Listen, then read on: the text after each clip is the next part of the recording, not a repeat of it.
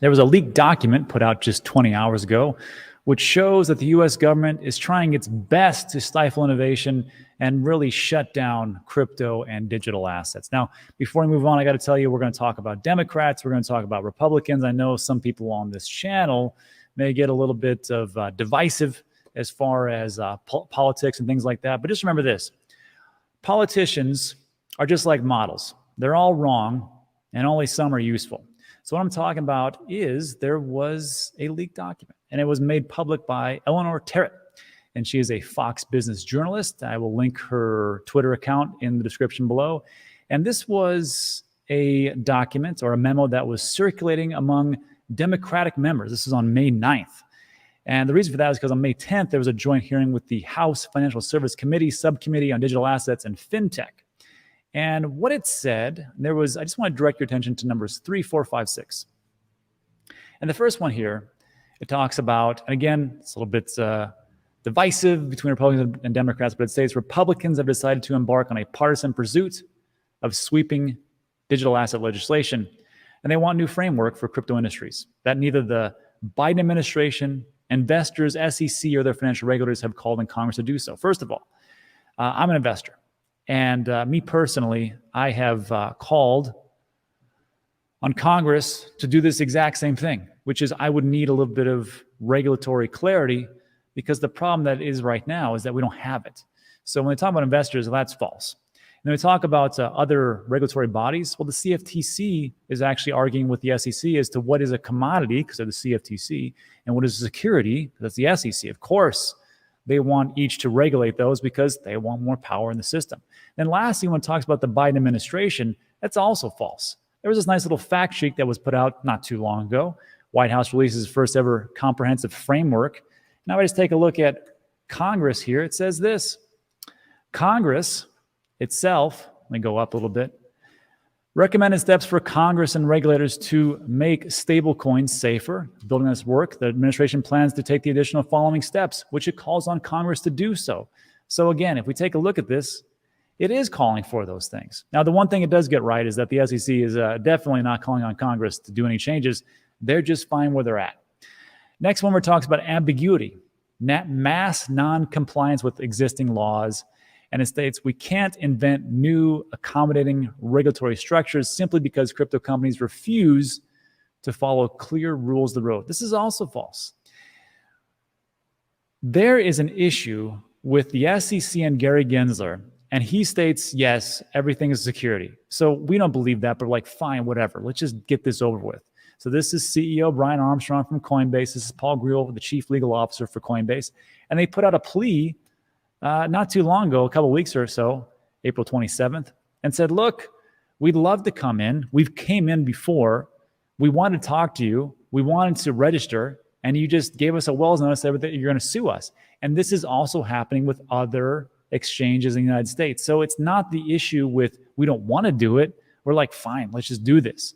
But they can't even give us a way for us to come in there as far as crypto digital assets to register with the SEC, just like a business would do when they want to register with the SEC to go public and have stocks for their company. That is also false. And then next to last, talks about it's a turf war. I think we just talked about the CFTC and SEC. There is something going on. And lastly, number 6, under Chair Gensler, this is hilarious. The SEC has built up the strongest enforcement team yet to go after crypto criminals. The SEC must continue to lead the regulation of the U.S. crypto market, and Congress must do its part to provide them with the resources they need. Well, I got to tell you, if this is the strongest they can do, here's what Gary has accomplished so far. It's summed up in this meme. So far, he's only protected us against staking with Kraken. Congratulations, Gary. Great job. Protect me harder. But if you take a look at the problems that he's had with the banking sector, Silicon Valley Bank, First Republic, he also missed FTX, also missed BlockFi, also missed Celsius, also missed Voyager, also missed everything else is going on. So congratulations, Gary, you're doing a bang-up job.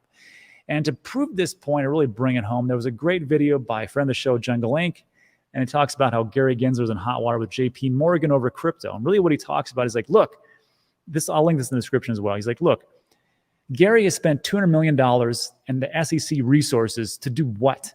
All he's done is cause disillusion among investors. He's really hurt the investors that have been in with Ripple and XRP, and he's caused the issue with all these American companies moving offshore because they don't want to deal with it. They don't want to deal with America, and he's stifling innovation, and this is what he's doing. If that's what he wants to do, he's doing a bang-up job. But I think personally, this is awful for America and crypto digital assets in general. Let me know what you think about that in the comments section. And then just to get onto the Republican Democrat point, because I know there's going to be a lot of that in the comments section. Here's the thing, everybody. So Ron DeSantis, Florida governor, he banned CBDCs. In Texas, they just introduced a bill to ban CBDCs. Both of these states here are highly Republican.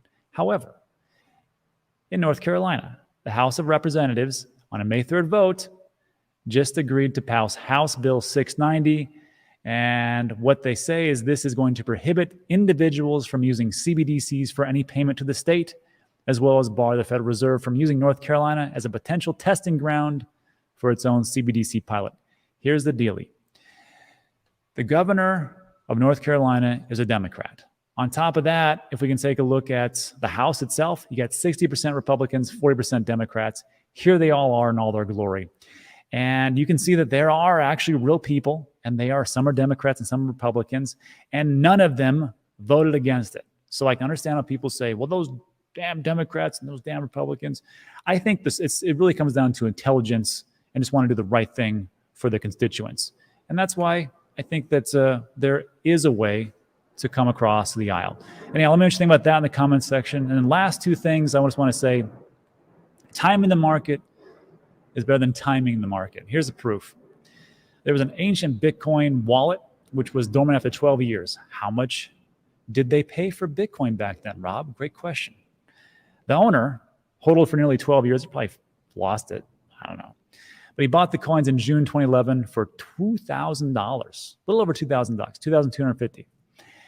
And right now that's worth $3.5 million at Bitcoin's current price mark. So I don't know anybody who can invest $2,000 and make it into $3.5 million. And by the way, that's not even at the peak. If it would have sold the peak, probably went over $7 million. So again, timing the market is greater than timing the market. However, you really want to understand one thing, which is at some point, you might want to think about selling that financial advice. Nobody ever went broke taking profits. And I just want to show you that yesterday we did I think it's going to be an important video moving forward. And it's all my crypto lessons from the past, all the different time frames, 2014 to 2023. And I'm going to be putting this video in the description of every single video moving forward. So when I talk about non-financial advice and the things to do and the pitfalls to avoid, this is everything I can give to you. And unfortunately, people have limited memories. So I'm going to be directing that to people time and time again. And lastly, this would actually lead off into the painful lessons, scammers. There is a U.S. Secret Service will hold a Reddit Ask Me Anything on Crypto later today. And they're going to go over what they're doing, how they are protecting people, and what you can do if you've been screwed over by scammers. So I'm going to link that in the description below. Apparently, I think this is kind of funny. They said, well, we verified it by someone holding up a piece of paper, and they wrote on their Reddit, their subreddit info. So we verified it. I'm like, I think I can use AI or just some really good or some decent photo editing software to change that. But whatever. So they have that going on. You can check it out. Links in the description. It'll be an AMA, and they're going to answer a bunch of questions like this. So check that out. But that is it for today. So look, I know this was a short one. I'm not really feeling too great today. It was a long, heavy weekend, but that's it for today. So if you like today's video, give it a thumbs up. Consider subscribing.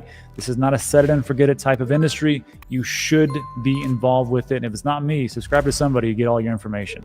That's it. So thanks so much for stopping by. I appreciate you, and I'll see you on the next one.